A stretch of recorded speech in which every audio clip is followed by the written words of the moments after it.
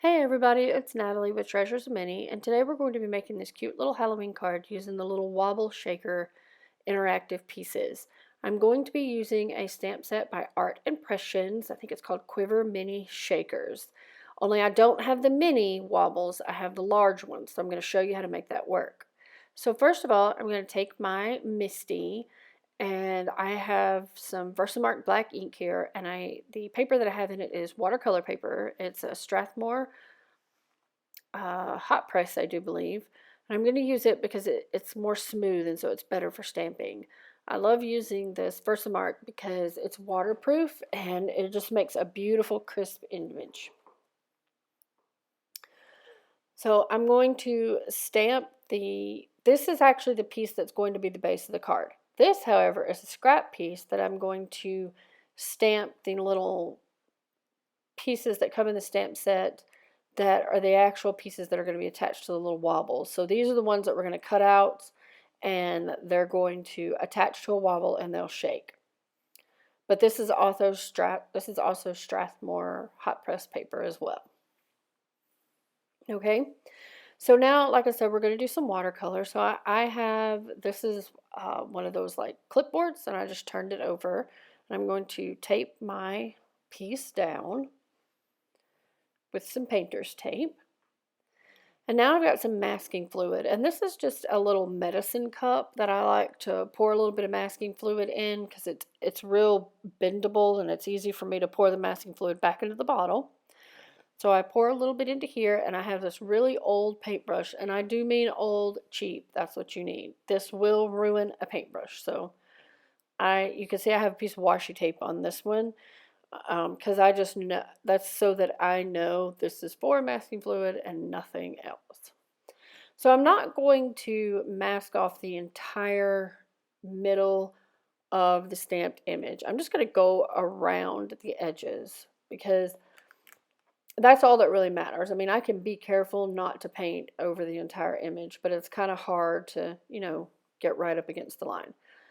So once again, I am just going around the inside edges of my entire piece.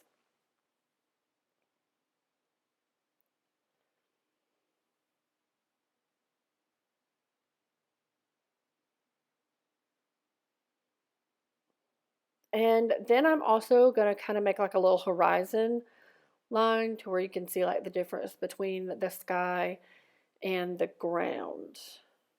And this next step, I don't really know why I did this, because I didn't need to do it, but I just wasn't thinking.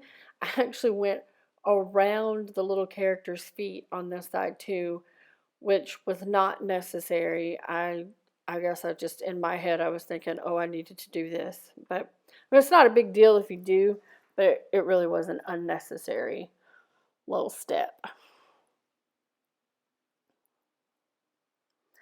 Then, so what I do immediately when I'm done is I pour the unused masking fluid back into the bottle. And as you can see, this little medicine cup just squeezes so easy to where it's really easy just to pour it back in. Okay, these are some new watercolors that I got, QOR. And I took some packing tape and I just made like a little pocket for my color swatch on the back of it so it stays with it. And then I laminated my color swatch. Now, it comes in this tin, but inside the tin, I was a little disappointed because it's tubes. And you can see it has like these indentions that are great for mixing palette. But like I said, this tin was full of tubes. So when I got home, I was like, how am I going to do this? And I actually got some old bottle caps, and I just used glue dots to glue the bottle caps down. And now it's a permanent little palette. So now I'm going to, what I did first is I wet the entire back of the sky, and I'm going in with some blues, oranges, yellows, reds, and greens. And I'm just dropping that color in. There's no rhyme or reason how to do it. Just drop it in. And I kind of kept the sunset colors at the bottom and the darker colors at the top. And then I've just kind of gone and added a little more after I dried it just to make it real vibrant. And in between each step, you want to make sure you dry this really, really good. Now here comes the part where it starts getting really scary and you're like, yep, messed this up. I'm just going to take black with a really wet brush and move it in like circular motions. I'm just going to put the black all over the top of my colors. And some places I want it to be real dark, and some places I want it to be real light. And you really are going to think you messed up here, but just trust me, it comes out good. Now I have a little bit of gouache, white gouache, and I just mix it up with some water on this little stamp block. I think I learned this from Christina Warner. And I'm going to use this to like flick little stars. And this, once you do this, you'll be able to see, oh yeah, it's a night sky. So I just put my rag on the little characters, just kind of cover them up, and then I'm just flicking paint. This is a little bit of shimmer mist that I made with some Perfect Pearls. I'm just going to cover my little people up again, and I'm just going to do like a couple, like 2 or 3 little squirts from high above and let that dry, or you can hit it with your heat tool. And then I'm going to take the masking fluid off of the horizon line area, but I'm not going to take it off of their feet because I don't want to because I have to paint this and I don't want to get paint on it. So I'm just going to take it off the part that would be like the ground. And then I'm going to come in here. I actually did not have gray, so I actually mixed a little bit of white with some black, and I just made this real pretty kind of gray color. I'm going to lay this down, being careful to go around their feet, but you don't have to be real careful because you still have masking fluid there. And then to make a little bit of a shadow while it's still wet, I'm just going to take some of my black and I'm just going to drop it in right around their feet. And my paper is really wet, and so is my paintbrush. So you can see it's like, whoa, that's really bright. But watercolor dries lighter than it is when it's wet. And my favorite technique is to take a paper towel and just kind of blot it out. And you can like manipulate your colors to make them look any way you want. And you're wanting to kind of make a shadow, so you can see, and you can always like add some water to the edges, and you see how just adding that water to the edge just kind of like makes it, I don't know the right word, but it makes it look really good. And now I'm going to take my paper towel and just kind of blot, and you see how amazing, I mean, it's like instant shadow. Okay, so now it's time to remove the masking fluid from my little characters. Okay, so I'm actually going to play some music and speed up through my painting, but before I do, I wanted to let you know that I actually followed along almost exactly to the picture on the front of the stamp set. So I used that picture to know where to put my shadows in and everything, so it makes it really, really easy peasy.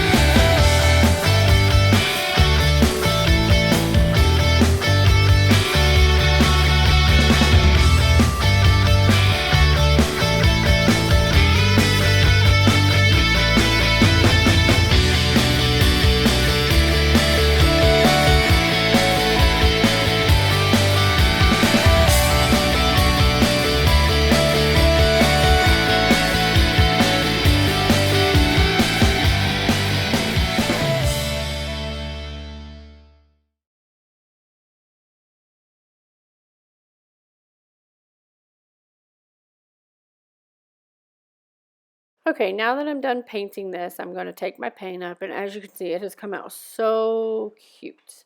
So I'm not really going to show you, because I'm going to paint these characters the exact same as I did the little guys on the actual watercolor piece. So once you have all of your little guys painted, you're going to use the die set, the dies that come with these.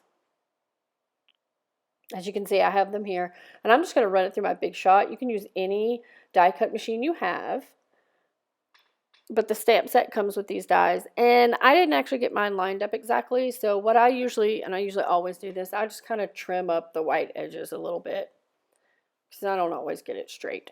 And then I take a Memento black, tuxedo black pen, and I use the marker brush tip in, and I go all the way around the edges of anything that I usually cut out, because it just makes it look more finished. So this is a piece of orange cardstock I have, and I'm making it an A2 size top folding card. And I'm going to glue my watercolor piece down, and as you guys know, I use liquid glue. I just prefer liquid glue. These little bats and this spider also come with the die set, so I cut out 3 of the little bats, and you can't see them right now, but I'm going to use some glossy accents to make them stand out a little bit. And the set also comes a little spider, and I die cut her too. Well, I say her, I don't know, I'm thinking of Charlotte's Web, I guess. Anytime I see spiders, I think of Charlotte's Web. So I'm going to put her, little Charlotte spider, on here. And now I have like this thing of googly eyes, you can see. I put the googly eyes on the parts that are going to be the shaker, and I also put them on the little spider. I just think they're so cute, because when the little characters shake, their little eyes are going to shake too. See? And the little spider and the elephant's eyes shake. So I'm going to take my glossy accents. I've got a precision tip on it, and I'm going to put that over the 3 bats and the spider, and that's going to kind of help them stand out a little bit from the background. I mean, as you can see, you can already see them so much better now. So here comes the part that I was telling you about. This is actually supposed to be a mini wobble, but I don't have any of the mini wobbles. This came with one, and I used it, and now all I have is the bigger set. So you can cut these down. That's what I wanted to show you. So I'm actually going to cut this down, and how I do it is I take the image that I have, and I just kind of center it as best I can over the top of my wobble, and I take my pen and do just like, it's not precision or anything, just kind of, you know, sketch out some lines around it so I know where to cut around. Like, you do not have to be precise with this at all. I decided I was doing it on the wrong side. So you can see I have the little lines there where I kind of drew around it, and I'm just going to cut right inside that line. And you cut right inside of it because when you trace it around, it's on the outside. So I cut around it, and then you take the little backing plastic tape off, and you just push it down. So now you can see it's hidden perfectly for the part that the little character is on, and now you kind of have to do the same thing to the bottom part. So I just traced around it as well, and then I'm going to cut it off. And for this part, I actually almost cut the whole thing off, so I'm going to take a little bit of my glossy accent and just put a really thin little bead of glue, being real careful not to get it on all of the little rings, I guess. You just want to get it on that outer piece. And then just stick her on there and hold it for just a second, and the glossy accent sets up. So now for my sentiment. So while I was getting ready to do this, I realized that the other card I showed you guys looks very different than the card I'm doing right now. I had heat embossed Fright Night on the ground in the first card, and I cut this one off too small. I don't have room for it. So I did Fright Night up in the sky, and I did it in white so it would stand out some. And I think it looks really cute. And your spider, she looks like, our little Charlotte looks like she's floating. So I'm actually going to take my little T-ruler and make a little line down to her. I'm just going to do a little dash line with my white gel pen to look like it's like her web.